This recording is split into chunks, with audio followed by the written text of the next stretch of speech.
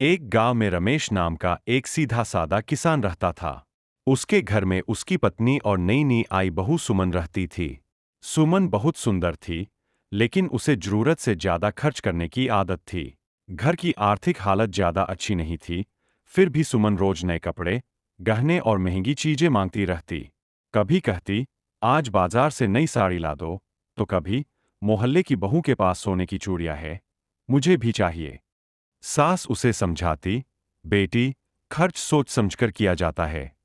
हमारा घर किसान का है। लेकिन सुमन बात नहीं मानती। धीरे धीरे घर की जमा पूंजी खत्म होने लगी। रमेश परेशान रहने लगा। एक दिन घर में अनाज तक कम पड़ गया।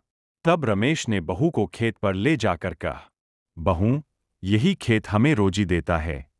जितनी मेहनत होती है, उतनी ही कमाई आती है।